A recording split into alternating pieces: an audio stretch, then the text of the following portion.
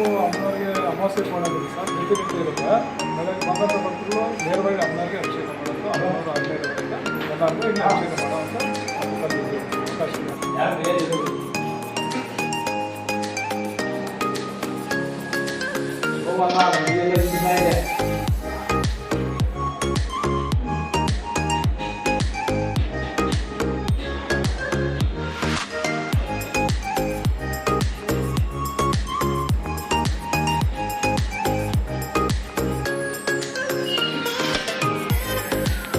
ಮನೆ ಕಾಣಿಸ್ತಾ ಇದೆಯಾ? ನೆನೆಸ್ಕೊಳ್ಳೋಣ ಮನೆನ, ಆ ರೋಡೆಲ್ಲ ನೆನೆಸ್ತದೆ. ಮನೆಯೆಲ್ಲ ಗೊತ್ತಾಗ್ತದೆ.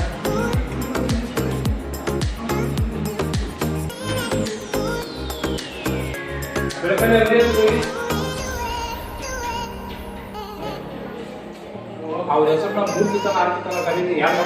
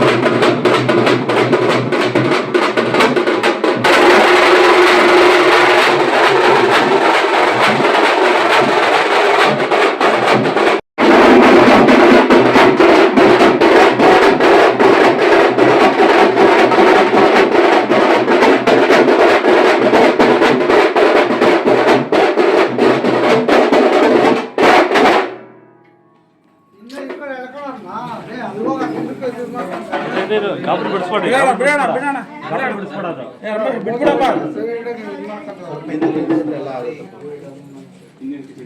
ಬಿಡೋಣ ಯಾರು ತಂದ್ಕೊಂಡು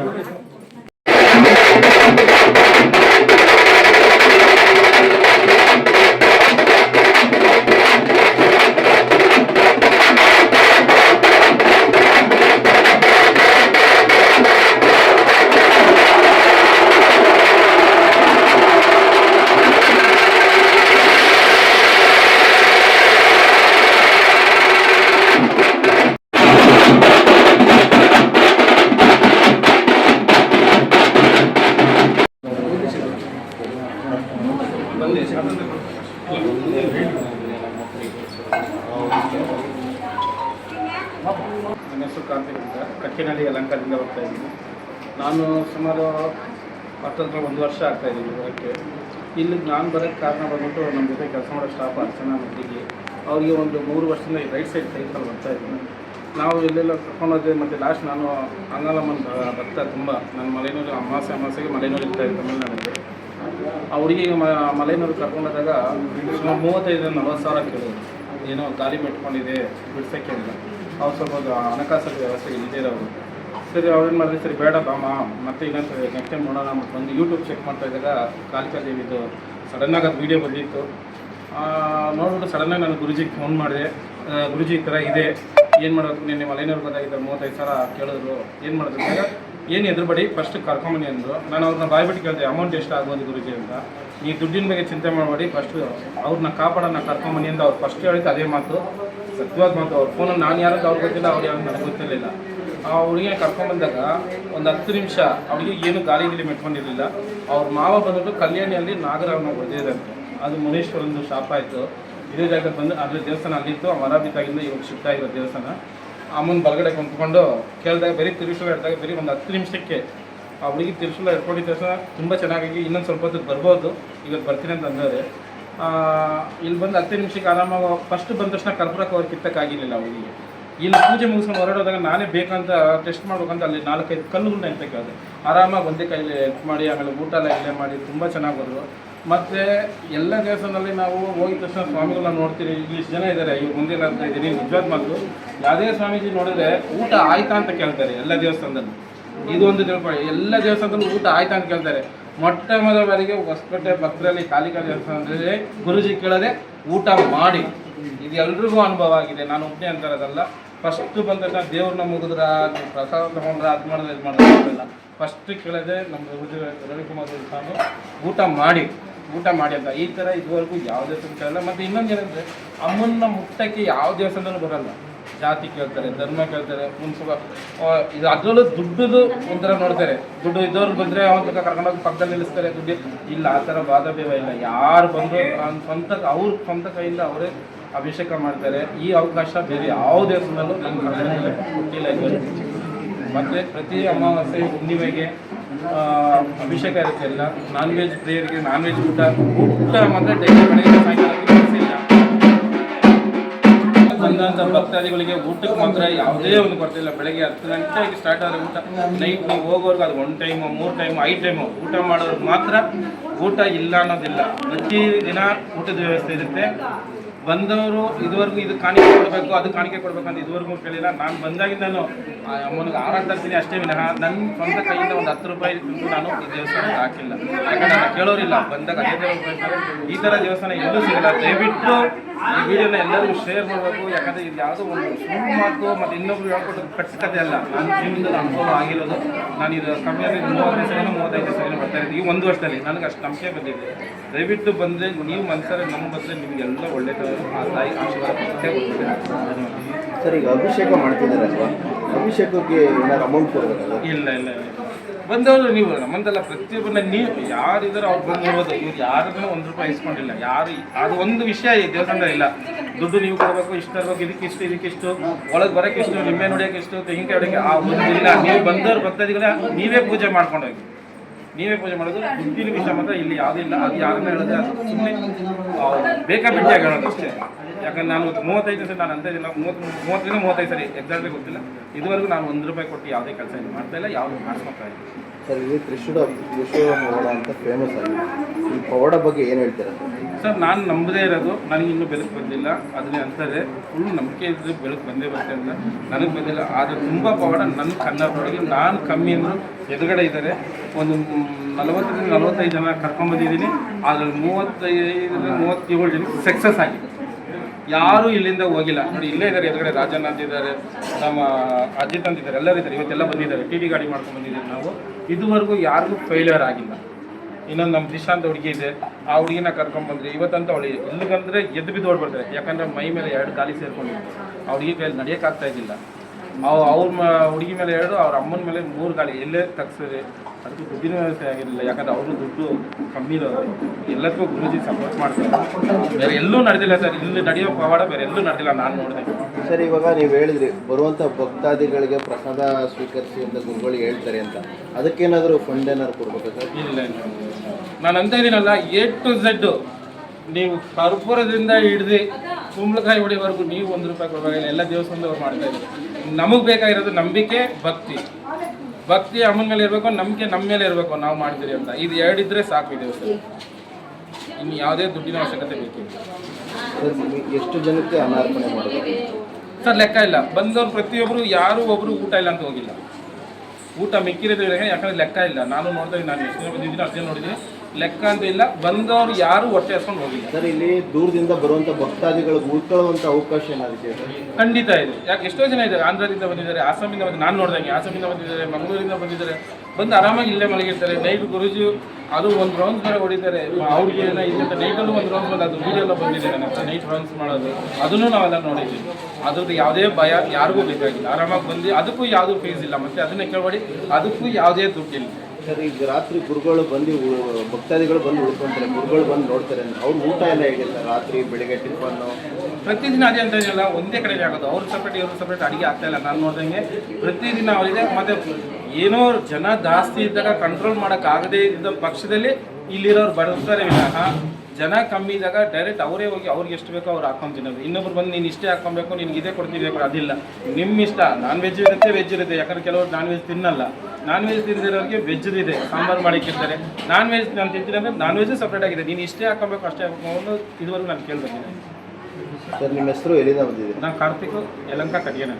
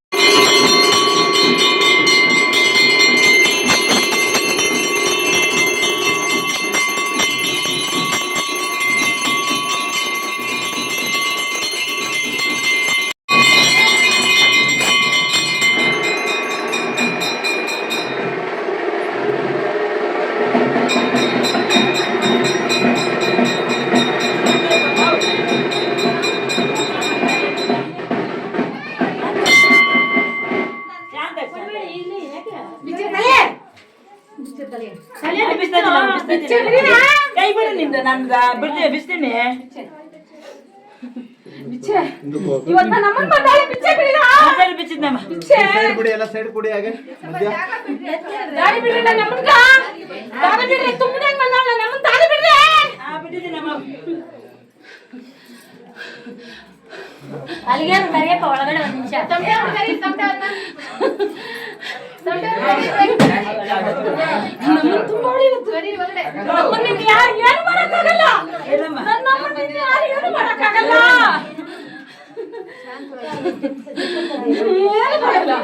ನನ್ನ ಅಮ್ಮನ್ ಬಂದಾಳೆ ನನ್ನ ಮನೆ ಒಳಗ ನನ್ನ ಅಮ್ಮನ್ ನನ್ನ ಅವ್ರು ಬಿಡಿ ಒಳಗ್ ಬಂದ್ಬಿಟ್ಲು ಯಾರು ಏನು ಮಾಡಕ್ಕಾಗಲ್ಲ ನನ್ನ ತಾಯಿನ ಯಾರು ಏನು ಮಾಡಕ್ಕಾಗಲ್ಲ ಅದು ಆ ಕಡೆ ಅಲ್ಲ ನನ್ನ ತಾಯಿ ಖಾರ ಬಗ್ಗೆ ಕೊಡ್ತೀನಿ ನಾನು ತಾಯಿಗೆ ಖಾರದ ಬಗ್ಗೆ ಕೊಡ್ತೀನಿ ಕರ್ಕೊಂಡ್ ಮಾಡ್ಲಿಲ್ಲ ಕರ್ಕೊಂಡ್ ಬರೀ ಅವಳನ್ನ ಅರ್ಸಮ್ದಾಗ ಇಕ್ತೀನಿ ಇರಮ್ಮ ಹೋಗಣ ಗೊತ್ತು ಇನ್ನೇ ತುಳುಕ್ತಾನೆ ಇನ್ನ ತುಂಬಿ ತುಳುಕ್ತಾನೆ ಇನ್ನ ಜಾತ್ರೆ ಆಗ್ತೈತೆ ಖುಷಿ ಪಡ್ಬೇಕು ಮನೆಗಳು ಕರೀತಾರೆ ನನ್ನ ಮಗನಿಂದ ದೊಡ್ಡವನಾಗ್ತಾನೆ ನನ್ನ ಮಗನಿಂದ ದೊಡ್ಡವನಾಗ್ತಾನೆ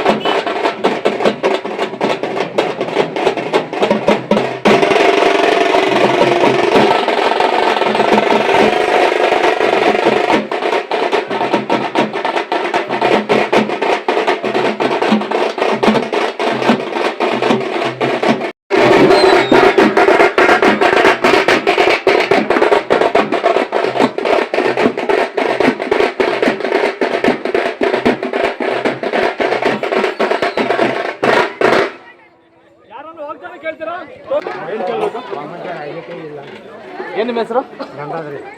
ಗಂಗಾಧರ ಅನ್ನೋರ್ಗೆ ವಾಮಾಚಾರ ಆಗಿದ್ರೆ ನಿಮ್ ಬಲ ಕೊಡು, ಇಲ್ಲ ಅಂದ್ರೆ ಎಡಕಮ್ಮ.